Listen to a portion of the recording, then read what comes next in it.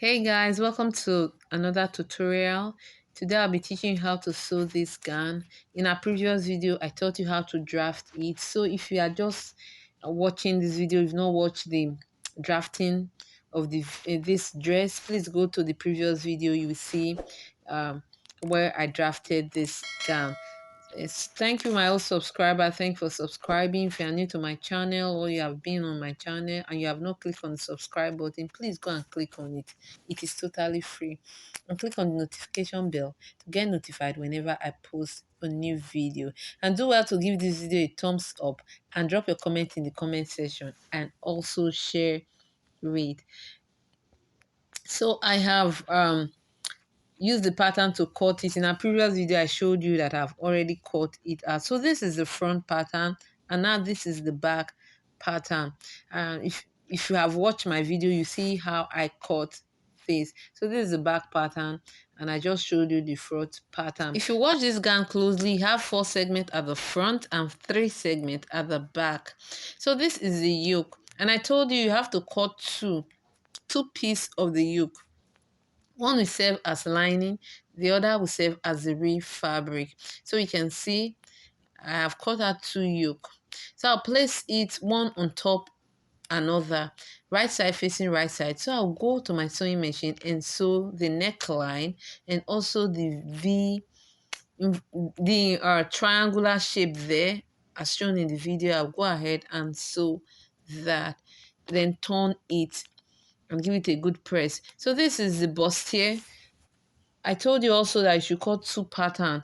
One for the main fabric, one will act as lining. So this is the side of the bustier and this is the midpoint of the bustier. So I also cut 2 pieces for that as shown in the video. What we're going to do next now is to connect the side with the middle. So watch closely how I'll connect the side with the middle. So I'll go ahead and remove the one that will act as lining. Then I'll use this as example so that you can make yours. So I'll just right side facing right side. I'll place the mid pattern of this bustier on the side, one side, then sew it using the sewing allowance that I added while cutting the fabric. Then I'll place this other side on top of the midpoint, right side facing right side, then also join it following the shape of the bustier. So that will be for that. So I'll also do that to the lining. So I have done that and have also turned the yoke and I've given it a good press. You can see how it looks. Like I told you, one part will serve as lining, one part will serve as the main fabric. The next thing to do is to attach the yoke to the bustier.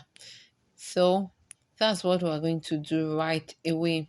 So on one side of the bustier, on the right side, I'm just going to put in the yoke as shown in the video. I'm sorry, this fabric really did not come out well in this video. Maybe plain would have been better to do this video.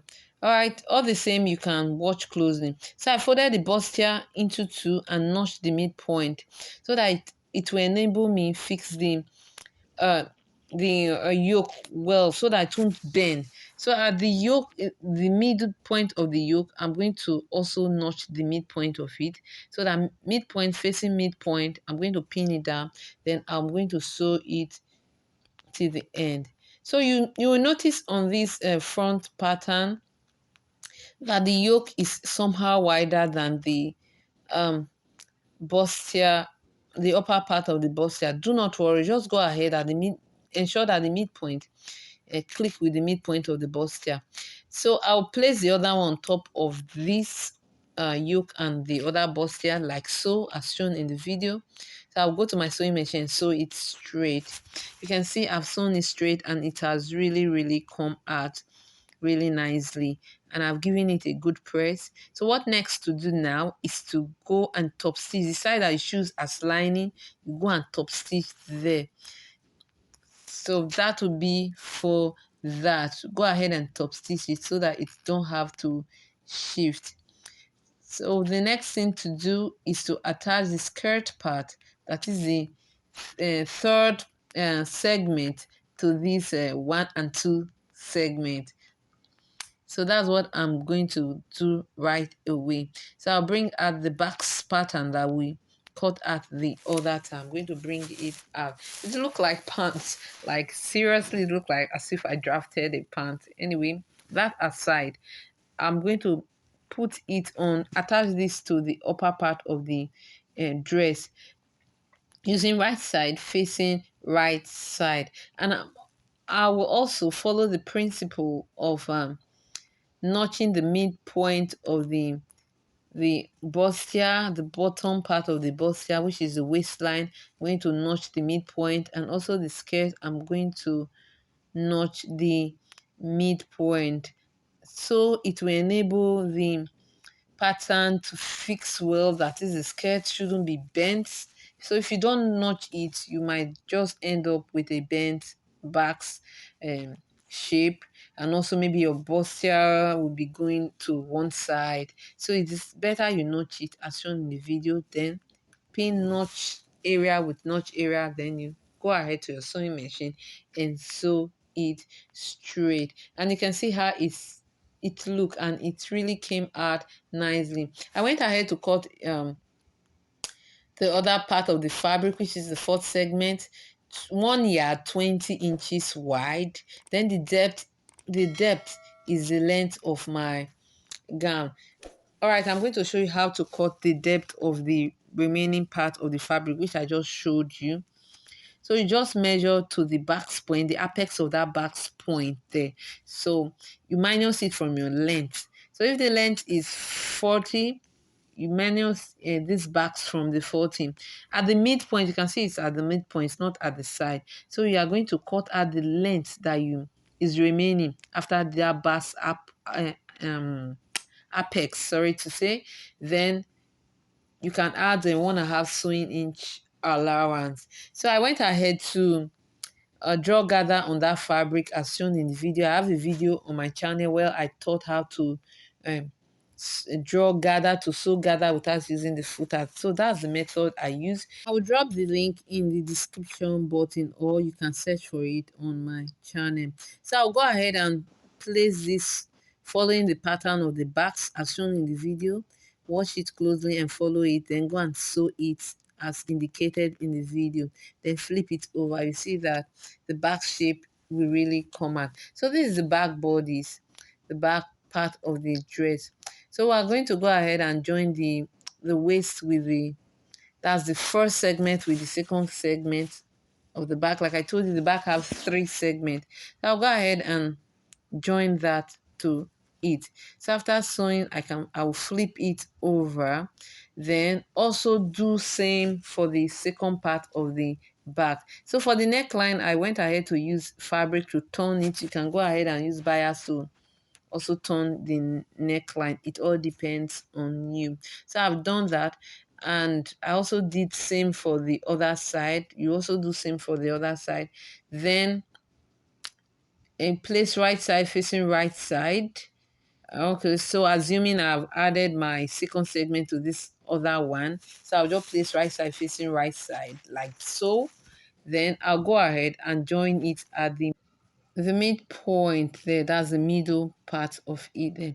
So using the zipper allowance, I'm just going to sew just at the bottom down to maybe 4 inches upward from that point. Then I will leave the other space for my zip for me to fix in the zip.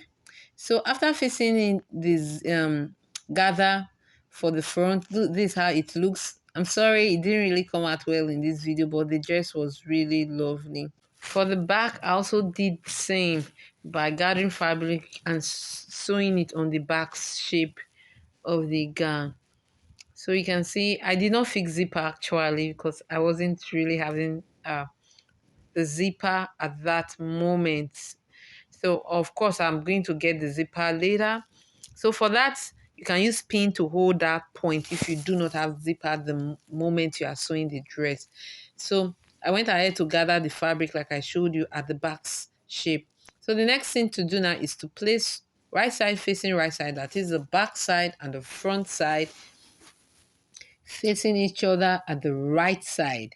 So I'll just go ahead and join it at the shoulder and at the side using the sewing allowance. So I've joined that and I have turned it to the right side of the fabric, and the dress has really come out nicely.